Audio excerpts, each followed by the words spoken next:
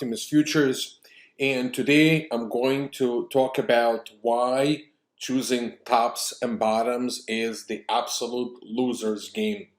Now, I know that many people come and say, well, you can't really pick tops and bottoms, and they're absolutely right. But the problem with that sentence is that when you say to somebody you can't, people still attempt. So what I'm going to do is illustrate and explain why it's impossible to catch tops and bottoms because of the price action, the interaction between buyers and sellers, and what happens in the marketplace. And so I would say that your likelihood of being consistent of picking tops and bottoms is nil. Maybe here and there, I would say in your trading career, there would be a few lucky times that it might have happened, but it's definitely not something that you want to engage in because everything in trading is about odds, and you're not increasing your odds by attempting or trying to pick tops and bottoms. So I'm going to explain a little bit what happens in the marketplace and why you shouldn't do it. Right now, people talk about the crude oil and the negative prices.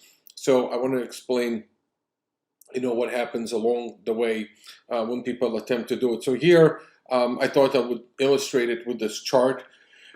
And obviously people, many times they're trying to either buy markets that are falling or they're trying to short markets that are going up. Either attempt is not a good thing. So let's try and explain what's going on in the marketplace. So essentially here's the price of crude oil, and we have it here.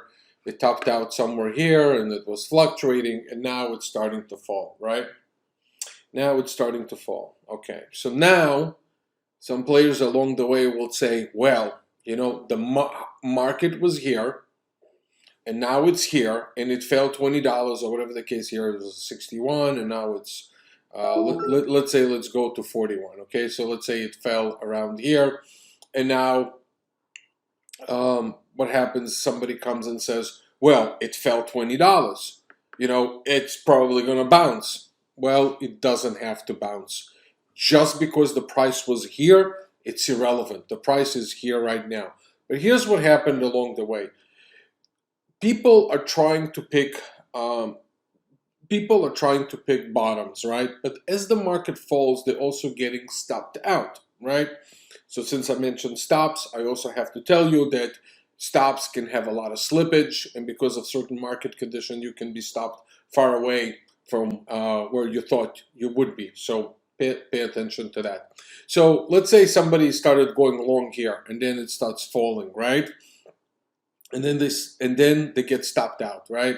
Probably got stopped out, right after here. And then somebody else comes and attempt to put a stop, and then they go here and then they put a stop underneath and they get stopped out. Here there was a little bit of a bounce saying, okay, market is going up. And again, they're going long and then they're getting stopped out again. So what I'm trying to illustrate here is that people in every single market, regardless of their intelligence levels, because I've seen funds do it too, try to say, well, the market probably going to bottom out here. It's not good to do it on on equities, which are non-leveraged. It's definitely not a good idea to do it on futures. But my main point here to illustrate is that along the way, you are, by trying to pick bottoms, you are getting into an avalanche of stop losses that runs you over. So think about it this way. When somebody went, let's say, short over here, and they said, oh, for sure the market now is going to recover because it fell $20, what happens is it gets stopped out, right? And what happens when it gets stopped out? Because he went long, he sells it. So it adds to selling pressure. And that's what happens when you are going here trying to pick bottoms. You're getting into an avalanche of stop losses running over your position, and you just keep on doing it. Here's the interesting part. The courage to short markets that are falling is what real traders do. Now, granted, you can get stopped out, and again, just to mention, stop losses are not guaranteed that you'll get stopped out where you want. There could be slippage, bad market conditions, Um, so just again, just a word of warning. But along the way, if you were short here, right, and it went in your favor, then there's people along the way who are buying it, and then they're helping your position because they actually will end up selling, and they will add to selling pressure. So again, if somebody's tried to buy here, it kept on going. Now, granted, nothing goes up or down in a straight line. But if you're really building on this or a little jump here and there, you were lucky. But here's the interesting part that you should also pay attention to. Look at the risk reward here on the trades. So look at the market as it was going down. So even if you were, even if you managed to kind of make something here, it was small. It's not worth it, right? The bounces from those shorts, as opposed to people who were short, look at those huge drops that they had here and here and here, right? So they really understood the trend and they keep on doing it. Now, somebody at this point, right? He's probably saying, well, maybe the market will bounce from here. Well, guess what? If you think you can do that, potentially it could go down even further, and that's the trend. Now, it's really hard. I understand it's really, really hard to short something that fell so much because in life, we think always about cheaper prices and bargains are a good thing, but cheap prices are not good in the marketplace as a trader. Now, the same thing could happen, on the upside. So let's flip to another chart, maybe with the trading markets, and see how it goes. By the way, I'm using here Trading View, really good. So let's go here to the and we're gonna use this one. And again, it's the same thing here, right? So as we know, now the S&P, was climbing along the way here, right? It was climbing, so um, that was obviously before we had this huge drop. But look, it was going and it was making new highs here, right? Here it started. Well, it was making all the way from here to here, but let's use this period. So now it's starting to break those periods, right? It goes 3080, 3120, and somewhere along the way here, people were trying to short it. And again, they were run over because think about it this way: if they're short and markets fundamentally, now a lot of people come and say markets are manipulated and all those theories, whatever. I don't want to get into it. I don't subscribe to that school of markets are manipulated or this or that. There's big players, they affect the market. Sure, so things can work against you and for you with those big players if you're on the right side of the market.